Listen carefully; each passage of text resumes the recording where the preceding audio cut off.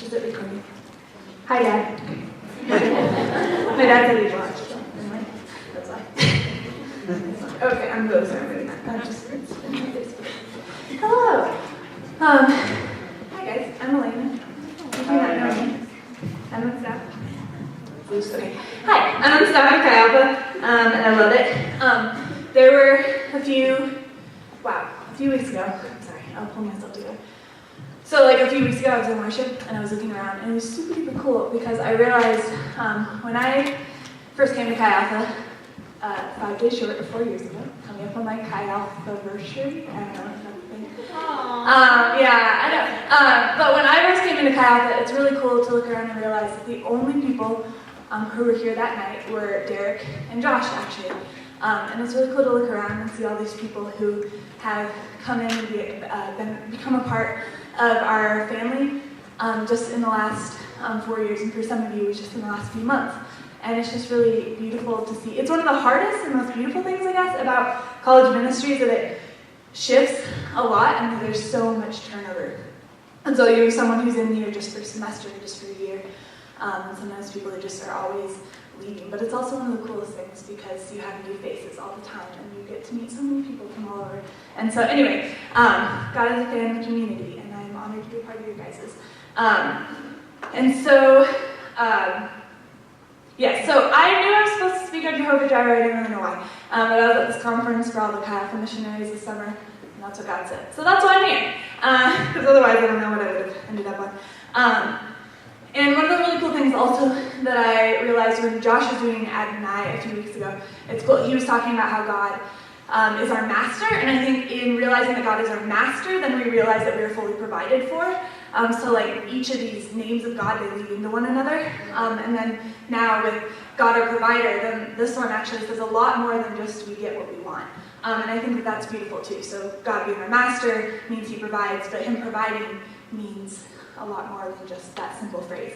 And so that's really what I want to talk about tonight. So we are talking about Jehovah-Jireh, the God who provides. And so the two core ideas that I want to talk about tonight are the perception that we have of his provision and the biblical perception that usually counters that, as well as the perception of our role that follows provision, or our role when we are provided for in the ways that just look awesome.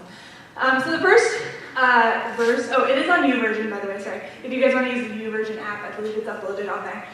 If you search for like our Chi Alpha, you can follow along on the slide, and otherwise just follow along in general.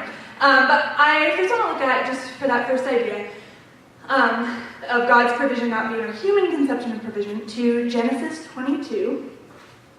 This is, in here, is the only place in the Old Testament where God, our provider, so Jehovah-Jireh in the original translation, is actually said.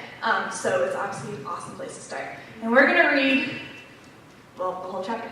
So, we're going to pause in between. But I'm just going to read, I don't know where it stands. Okay, so Genesis 22, starting in verse 1. This is the story of Abraham. If you guys don't know, he's one of the, if there was a founding father, people who love Jesus, it's him, I guess. I don't know, he's one of the, big wigs, okay? So this is kind of how his story, this is one of the stories that talk about. Okay, so sometime later, God tested Abraham. He said to him, "Abraham!" "Here I am," he replied. Then God said, "Take your son, your only son," his only technically legitimate son, but that's a side story, "whom you love, Isaac, and go to the region of Moriah. Sacrifice him there as a burnt offering on a mountain I will show you." What the heck? Early the next morning, Abraham got up and loaded his donkey. He took with him 2 of his servants and his son Isaac. Notice he did not tell his wife. When he had cut up wood for the burnt offering, he set out the place God had told him about. Set out for the place God had told him about. On the third day, Abraham looked up and saw the place in the distance. He said to his servant, "Stay here with the donkey while I and the boy go over there, far away so you don't watch me kill him. We will worship and then we will come back to you." Abraham took the wood for the burnt offering and placed it on his son Isaac, and he himself carried the fire and the knife as the two of them went on together. You can go to the next one. So there are many contradictions, obviously, in here that Abraham is facing, and yet he still does this. I always read the story and I was like, well, obviously, God said it, he did it. But in real human terms, this is psycho. So So the first contradiction he's facing is a theological contradiction. God's instruction, what he's asked him to do in this case, goes completely against the promise of a future nation, because God was like, you were going to be the head of a future nation. And now he's like, kill your only chance of that. And the mandate not to kill as well. So he knew he wasn't supposed to kill, he knew he was supposed to be the father of a great nation, and he's facing this theological contradiction, like, who is God, basically. Next he has an emotional contradiction. His faith collides with his affections. He loves the Son, but he also loves God. And yet he chooses obedience in this moment. Next, he has a social contradiction. So he will never become a great name if he kills his only chance at descendants, obviously. So him and Sarah, if you don't know, had Isaac very, very, very old. Isaac is basically their only chance at having descendants, because they probably won't have another child, and this is the fulfillment of that. And lastly, it's a relational contradiction, because Sarah got me mad. So, obviously, so he's like, God, my wife, God, my son, God, other thing God said. He's got a lot of contradictions here. And yet, Abraham walked in complete obedience to God. So, we're going to move on. Keep reading. So, Isaac spoke up as they're walking to the place where he's about to die. And he said to his father, Abraham, Father, yes, my son, Abraham replied. The fire and the wood are here, Isaac said, but where is the lamb for the burnt offering? Abraham answered himself, God himself will provide the lamb for the burnt offering, my son. And the two of them went on together. When they reached the place God had told him about, Abraham built an altar there and arranged the wood on it. He bound his son Isaac and laid him on the altar on top of the wood. Then he reached out his hand, took the knife to slay his son, but the angel of the Lord called out to him from heaven, Abraham! Abraham! Here I am, he replied. Do not lay a hand on the boy, he said. Do not do anything to him. Now I know that you fear God, because you have not withheld from me your son, your only son. Reference of John 3:16. Abraham looked up, and there in a thicket he saw a ram caught by its horns. He went over and took the ram and sacrificed it as a burnt offering instead of his son. So Abraham called that place, the Lord will provide. And to this day they said, on the mountain, the Lord, mountain of the Lord, it will be provided. So again, this is the only place where the actual phrase of Jehovah-Jireh is in the Old Testament. And so we can finish. I guess we can finish. The angel of the Lord called to Abraham from heaven a second time and said, I swear by myself, declares the Lord, that because you have done this and have not withheld your son, your only son, I will surely bless you and make your descendants as numerous as the stars in the sky and as the sand on the seashore. Your descendants will take possession of the cities of their enemies, and through your offspring all nations on earth will be blessed because you have obeyed me. Because you have obeyed me. Like, I know right now. Then Abraham returned to his servants, and they set off together for Beersheba, and Abraham stayed there in Beersheba. Okay, so basically, a lot of people use this chapter to basically say, like, why would God do that in the first place? But I actually think it's one of the most beautiful pictures of who God is. Okay, so Abraham recognized God as all-powerful God. So one of the first weeks we talked about God being Elohim, so creator, all-powerful God.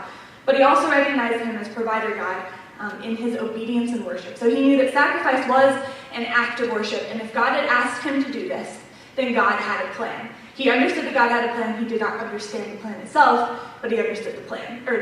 He understood that God had a plan. So God loves giving when he knows we are after his heart. So Abraham was after the heart of God. That was his number one priority above making his wife mad and killing his son. He knew that God was above all that and so much bigger than all of that. Abraham only knew to be obedient and to worship God in the way God had requested. That was all he knew, and that's what he kind of rolled with. God offered the ram, knowing Abraham's heart, and God also knew what Abraham would do, and that Abraham would be obedient, but then we get into confusing things. But God did provide for Abraham, but it was not at all in the way that Abraham probably wanted or requested. Although it was really cool to realize that, this ram is here and it's, instead of my son. He also, he had to go through something that made absolutely no sense with nothing but, the trust that God knew better than that. And so I think we see that a lot, provision. Our perception of provision is that God, will provide us with, all the things that we want and need. But I love this story because it illustrates that God provides us with the things that he knows we need, not necessarily the things that we want in the moment.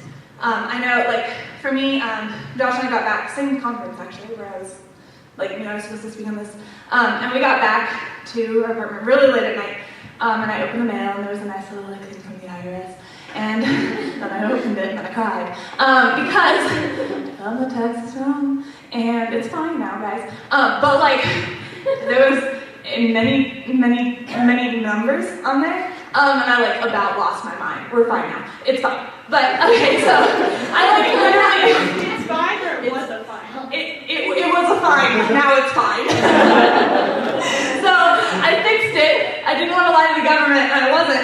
Okay, so basically, like, also, Josh, when he was talking about Adam and I, he's like, you can ask Alaenna, I'm just so chill about financial, like, for real. Like, he literally was like, it'll be okay, and I was like, look at this number! It's a very large number.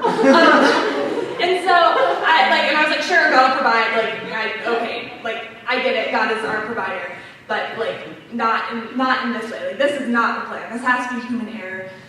Well, other than my human error. Like, I was just like, this is just wrong. This isn't what it's supposed to be. And then it was really cool because we were in this season of support raising, because that's, so we talked to people about our vision and why we love this university and everything. And so in the season then, so we got that Sunday night, and on Wednesday we went to a meeting with someone who's known me my entire life, and it was so cool because this meeting went really well and he totally understood our heart for it. And at the end, without us telling our story or, me crying about this fine from the IRS, that is not fine, he, like, at the end, it was really cool because he was like, I would like to give you guys X amount of money. That's 80% of this fine that we had gotten, right? And so without the initial major hiccup, like God asking you to kill your son, this is much more minor. But without that initial one, that number would have been cool. The fact that he wanted to give that to us would have been awesome, but it would have been another number. It would have been my perception of what God's provision should have been. But because of what had happened 4 days before, it was something so much bigger than that. His provision extended far beyond my perception of what his provision should look like. And I knew Josh knew that God had it in that moment, and I'm not sure I totally believed it till I saw it. But seeing these things, I could tell story after story of, like, God's faithfulness in this way. But that is one of them. Or because of the initial frustration, misunderstanding, something that just felt so ridiculous in my mind, something that made absolutely no sense, then this blessing, this provision, something like the ram in the thicket, meant so much more to me. It was God's provision, and I couldn't brush it off at that point. Another thing, or another part to our, like, perception of provision, something, or another verse, I guess that's really, is from Habakkuk 2:1. It's a very small book in the Bible, towards the end of the Old Testament. And this is kind of like my favorite verse right now. Basically, the backstory is kind of that Habakkuk is one of the minor prophets, and he's hanging out talking to Jesus, God, and he's like, so Judah is not doing so well. This is my nation that I love. They're not loving you, but, like, also things are not going well. And instead of God being like, awesome, I'll fix it, he goes, no. Your enemies, the Babylonians, they're awesome, basically. He says, this is my favorite part. Okay. I have to find it, but it's good.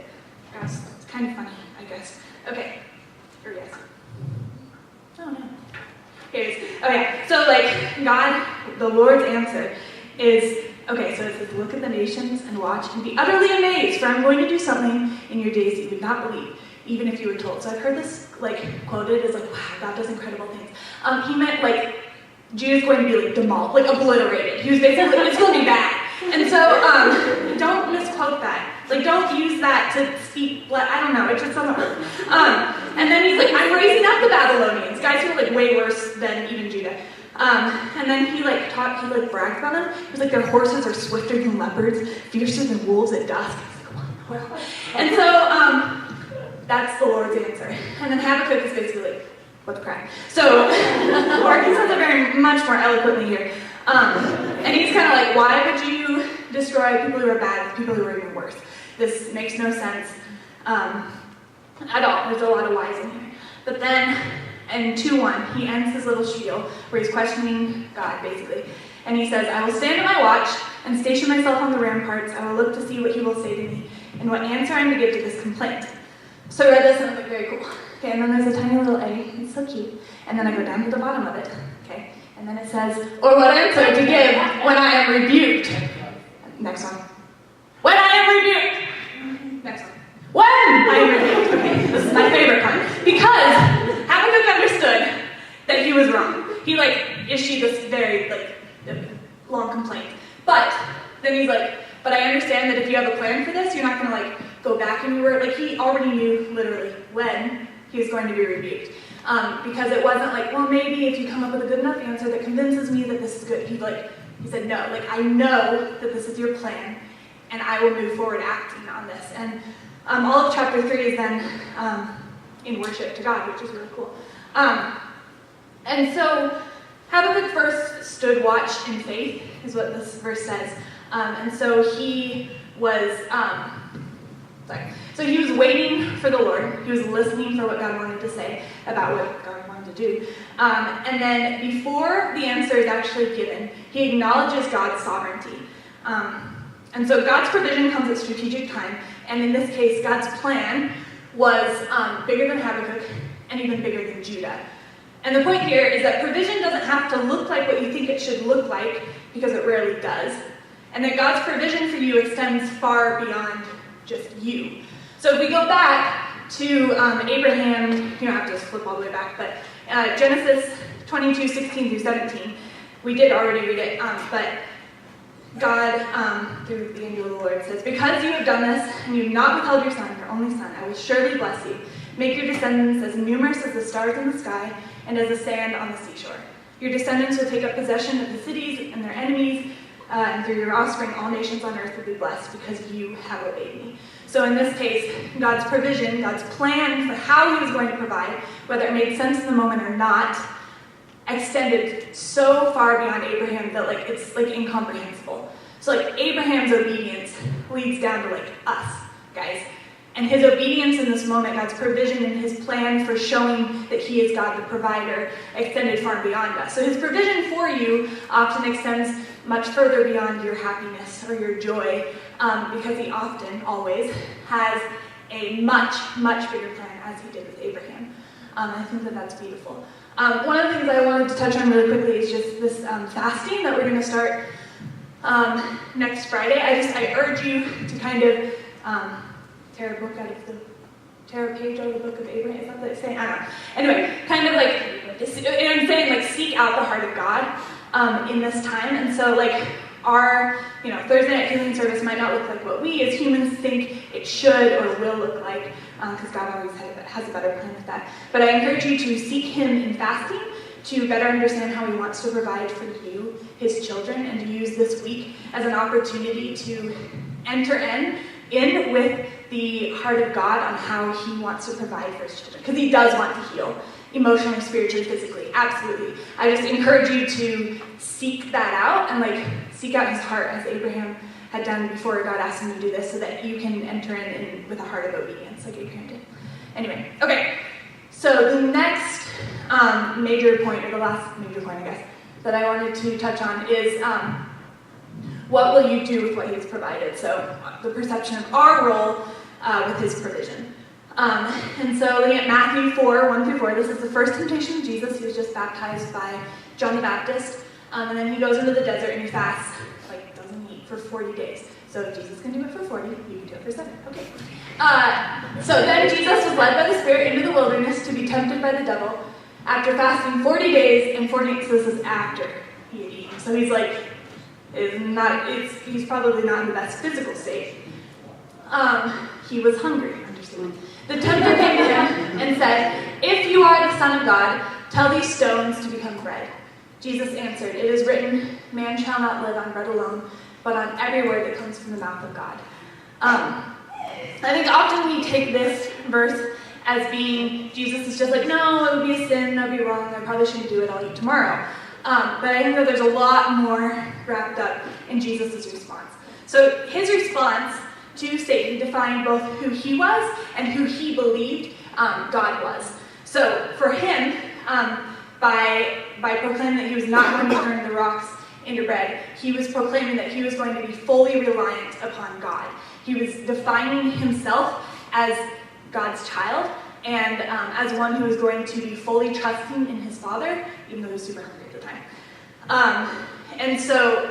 But it also said something about who he believed God was. So by doing that, he was saying, I believe my Father will provide for me. I believe that my Father is worthy of trusting and putting full reliance on because he is my Father and I trust him and I love him. And he was hungry. I think sometimes people think because he was 100% God and 100% man, that he wasn't hungry, that supernaturally, he did not eat. And yet in that moment he said, I am going to declare publicly, not just to Satan, but also now we can read it in the Word of God, that I'm going to trust my Father, that my Father is trustworthy, that my Father provides. So his response in this time of temptation and in the valley, basically, said something not only about who he was, but who he believed God was. He made a declaration about who God was. And so I think we also have the opportunity to make similar declarations in what we choose to do with what God provides to us. So you can, I think, one or two more? Yes, that's good. Perfect, thank you. So with what he provides to us, and that can be way more than money, but I think we all know money in some way, so that's very relatable and easy to talk about. But when we make the choice, say, to hoard all of our money and save it, so say we come into a large amount of cash, our hoarding our money is basically saying that God desires our happiness and comfort, which is a lie. And so we save it away and we say, oh, well, it's the wise thing to do. But really we're saying with our actions that we are not going to be fully trusting in God, or that we really are not listening, unless that is explicitly what he has asked you to do, that we're not willing to listen and trust him in what he wants us to do with that money. In the same way, spending a large amount of money selfishly really says that God's provision is short-term and shallow, which is also a lie, obviously. So spending it on something that, again, that God has not asked you to spend it on, is you are still making a declaration about yourself. I am still making a declaration about myself and about who I believe God is. In the same way, giving sacrificially of our money in whatever way God has asked says that God's provision is bigger than our fear, and also that we know his provision has the great potential to be about so much more than just us. That his provision for you extends far beyond you. And so we have the opportunity to say something about ourselves and how we view God with every piece of provision that is given to us. And we all have been, at least, fairly well provided for us, since we are sitting here at a university fully clothed, which is good. So we have been provided for, and so what we do with that provision, even if it's really small right now, the Bible says whatever you do with little, that says something about what you're going to do with much. And so what you're going to do with that little minimum wage paycheck that you're getting right now says something about who God is, and it also gives you the opportunity to start those habits now, which is really cool, because God does provide for his children. And so when he does, whether it's how we want it to look or not, we then have the choice to pray about and think about how we want to spend that, and then what we want to say that we believe God is through that. And so, what's the next slide? Go back, sorry. Thank you. So, kind of similarly, my brain works in stories, I always say that. But when I was a senior in high school, my mom forced me to apply for a scholarship. It was very good. And she literally forced me, I did not have enough time. Most people spend a month on this application. I spent 4 days. I don't know, it was not smart. But I did it all the same because my mom forced me to. Thanks, Mom. And that was great. And then in March of 2014, whatever, I found out that I received a full ride scholarship, which is huge. And so when I got that, I was like, God loves me. He is a provider. Look at that. He provided for my schooling. That was literally, but that's where I stopped. It's God provides for me, which is totally true, but I stopped there. And so then I came to college, and I ended up here in Chi Alpha, and the second week that no one knew who I was, guys, and then they were we're going to go on a mission trip, and they're meet in the corner, and I went to the corner, and I was what's your name again? And I was hi, I just want to go overseas. And so that money that I ended up receiving, because they give me too much sometimes, and again, huge blessing, but like I was asked time and time and time again to give up pieces of that, which I'm very grateful for. And because of that money, because of that piece of provision that I believed was just for me and my enjoyment and for me to leave college debt-free, because of that, I had the opportunity to do multiple things, and then I also had the opportunity to do things that had nothing to do with me, like giving away money that I would never see again, I would never even see the impact of.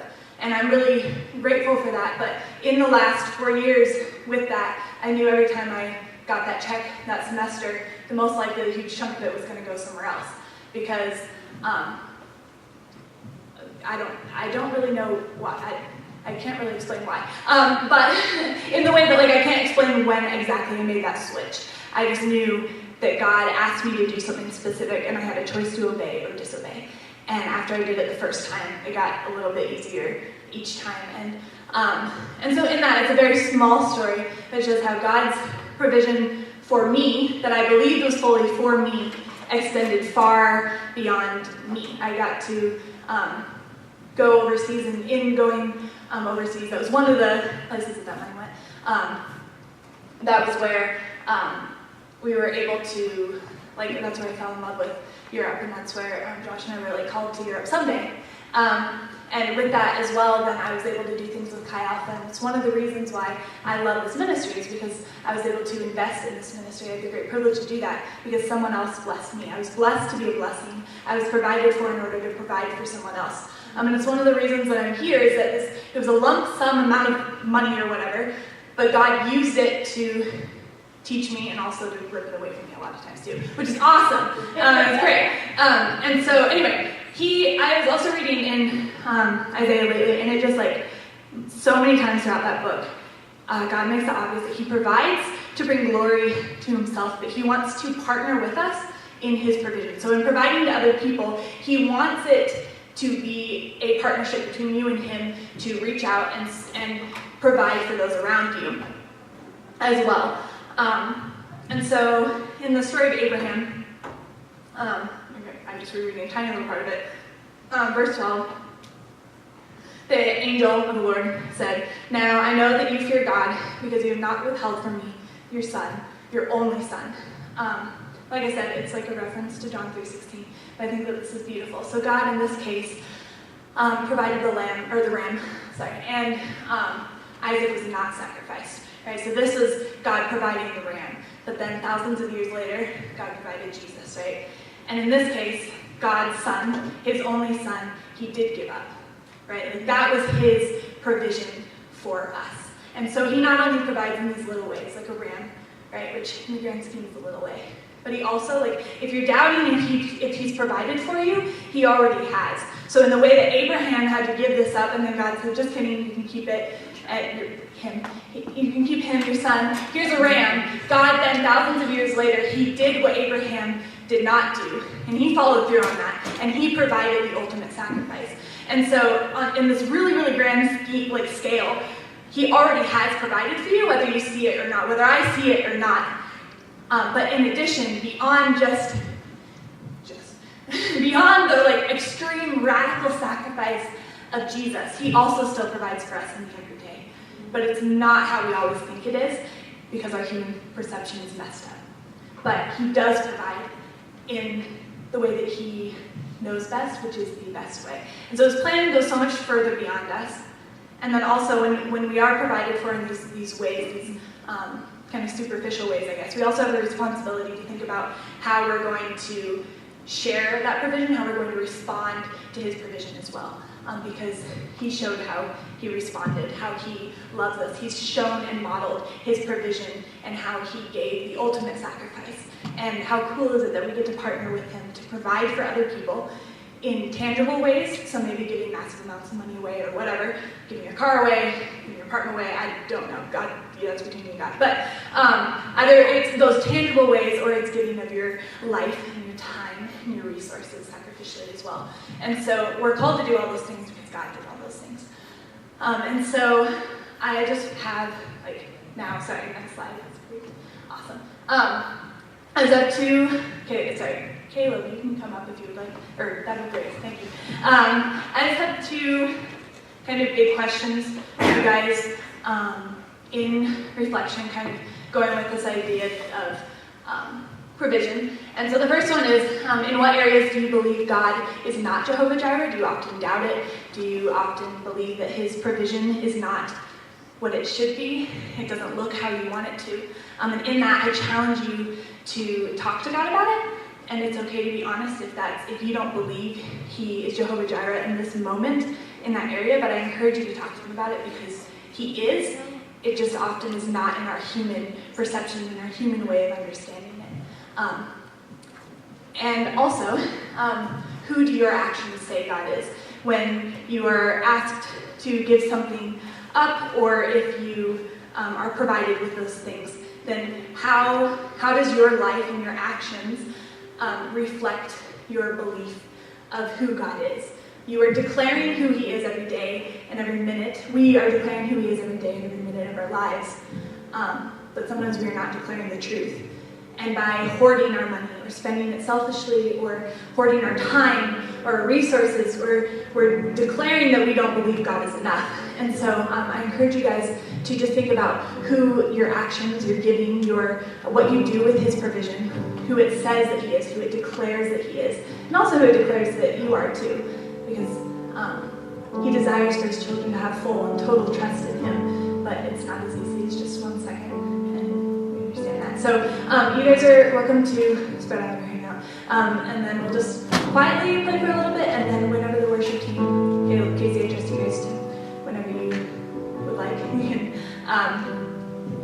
do last little bit, but I'm just going to pray over you guys.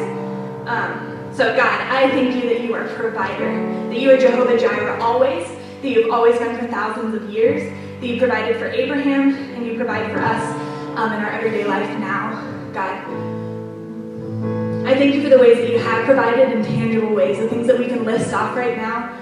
I thank you for blessing each one of the people in this room, myself, and so many others in those ways. But God, I also pray that we would seek you and how it is that you want us to use that provision. I pray that we would declare that you are powerful, that you are worthy of our trust, that you are faithful and consistent, and that you are a provider in each action and movement that we make. And God, I also pray for those who feel like you are not their provider. I pray that you would speak truth over them, Lord Jesus, and that it would be individualized to each person here. God, I pray that you would speak and that we as your children would have open ears to hear what it is you have to say. God, we love you. We thank you for everything you're doing on this campus, in our lives, and all around us. In your name, amen.